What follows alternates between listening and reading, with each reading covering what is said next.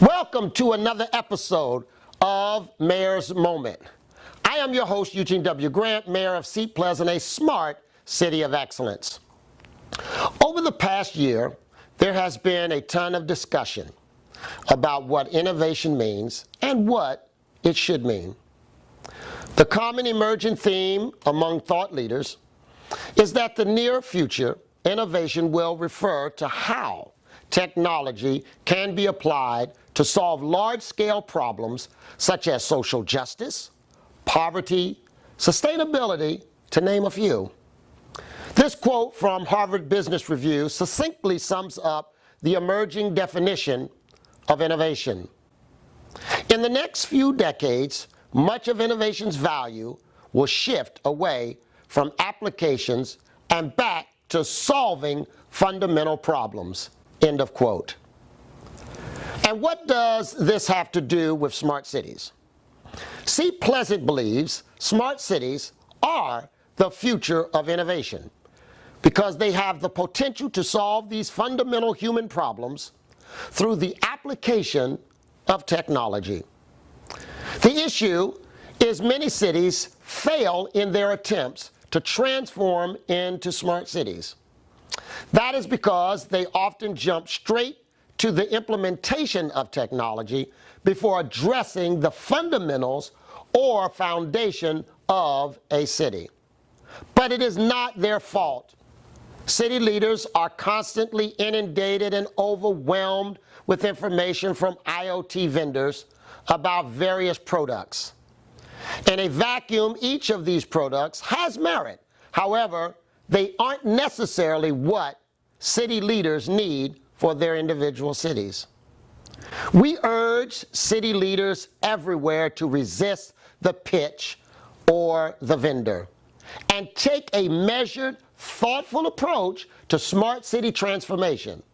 Rather than getting caught up in a sales pitch or fancy marketing, city leaders should take the time to meet with constituents, business owners, and government employees to determine the underlying challenges and the desired outcomes before rushing to buy an IoT product that may or may not return value.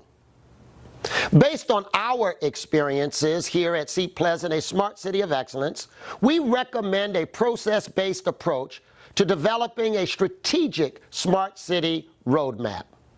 Seat Pleasant's digital transformation has been an overwhelming success because we followed this approach. For city leaders thinking about undertaking a digital transformation in the near future, we recommend you adhere to the following processes. First and foremost, your existing assets are the cornerstone for progress. Cities should identify their strengths and weaknesses and use that as the starting point. At Seat Pleasant, our small size and our strategic location right in the shadows of the nation's capital were huge advantages. Our small size allows us to implement changes quickly. Our strategic location attracts investment and helps us generate revenue. Next, cities should re-engineer their processes in order to find and remove bottlenecks and waste in their operations. Next, cities need to modernize and integrate their current technologies and investments. For example, cities should shift their focus to utilizing cloud and mobile solutions. In addition, rather than rip and replace existing systems with new ones, cities need to find ways to integrate everything together. Finally, the last step is to infuse operations with innovative technologies such as artificial intelligence, the Internet of Things, and command and control systems.